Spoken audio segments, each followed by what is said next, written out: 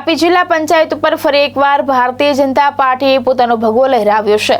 જિલ્લા પંચાયત પ્રમુખ તરીકે ચંચળબેન ચૌધરી અને ઉપપ્રમુખ તરીકે અશોકભાઈ ગામિતની વરણી કરવામાં આવી છે।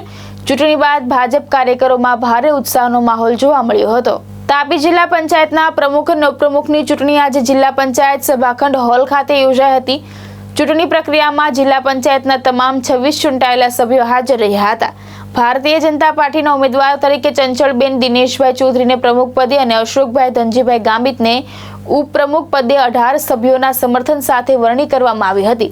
ચૂંટણી પરિણામ જાહેર થતા જિલ્લા પંચાયત પરિસરમાં ભાજપ કાર્યકરો દ્વારા વિજયોત્સવ મનાવવામાં આવ્યો હતો। ફટાકડા ફોડી અને એકબીજાને મીઠાઈ ખવડાવી ખુશી વ્યક્ત કરવામાં આવી હતી।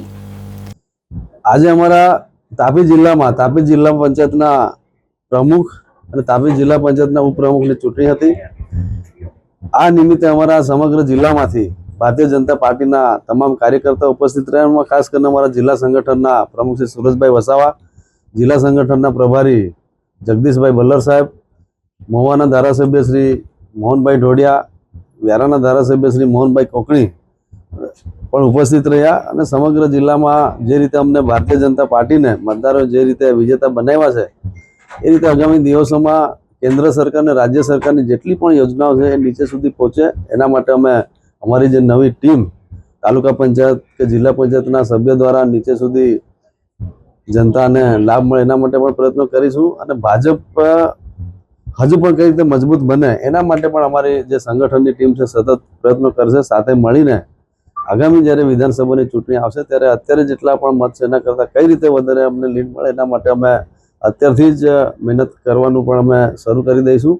અને જે રીતે આ તાપી જિલ્લો કોંગ્રેસનો જે ગઢ કહેવાતો હતો એ હવે ભાજપનો ગઢ આવનારા દિવસોમાં અમે બનાવીશું।